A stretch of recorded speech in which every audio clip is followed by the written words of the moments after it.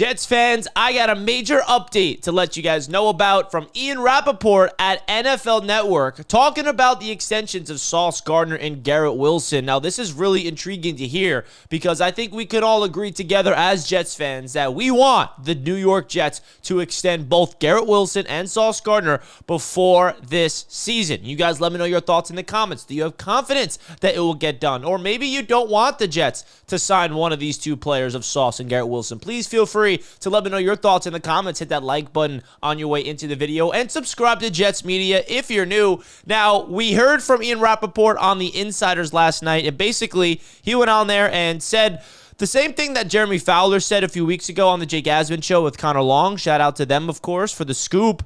And there's a lot of optimism internally with the New York Jets, a lot of optimism that this is going to get done by the start of the 2025 season. I don't know if it's going to happen throughout this 6-week period when there's no practice happening before training camp. That would be ideal. I'd rather them both come back to training camp and with the extensions here. But it also looks like, you look at Sauce Gardner and Garrett Wilson themselves, they have been talking to each other about potentially being longtime Jets, always going after each other in practice for the long haul. So I can tell you right now, Sauce Gardner wants to be a Jet long-term, and Garrett Wilson wants to be a Jet long-term. And the New York Jets, they also want to extend them. So it's all aligning for them to get extended, and it's just a matter of time because these contracts are a little interesting in terms of making sure they get the right numbers and all that type of stuff. Now, when it comes to the contract itself, what do you expect from a contract from Sauce Gardner? You look at Derek Stingley Jr.'s contract to reset the market at the cornerback position. I'm expecting Sauce to get a very similar contract to Derek Stingley Jr., maybe a slight little increase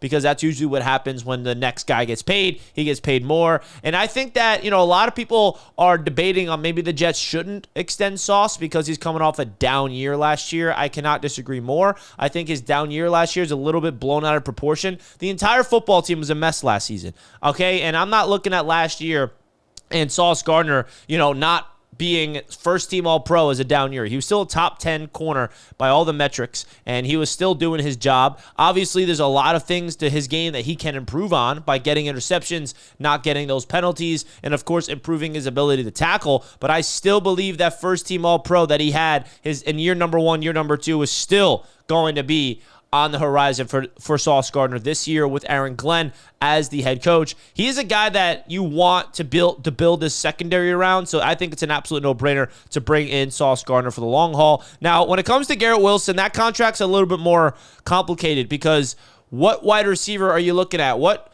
contract are we going to refer to really see the type of contract that Garrett Wilson is going to get? You look at what Amon-Ra St. Brown signed. He signed a 4-year deal that's worth up to $120 million. That's around $30 million per year.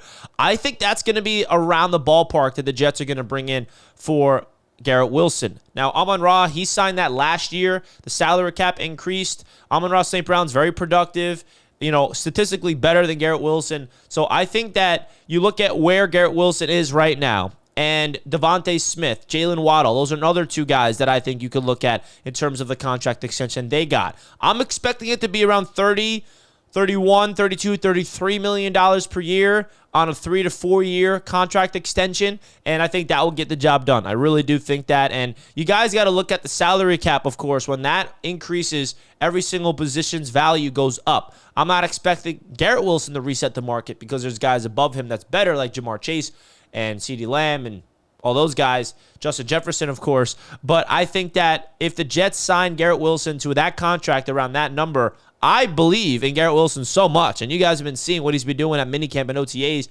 where we're going to look back on the contract extension of GW and be like, that's a bargain based off what he's doing. That's how talented he is. So just want to provide you guys this quick major update by Ian Rappaport that there is a lot of optimism coming on there from the New York Jets side of things, and Sauce Gardner and Garrett Wilson. Let's hope that these contracts get signed because I can tell you right now, Jets fans would be extremely happy heading into the season if we know that both of those guys are locked up long-term, and that is exactly what we want to do because they have 2 more years on their contract, and then they can extend them beyond that and be on the Jets for the next 5 to 6 years.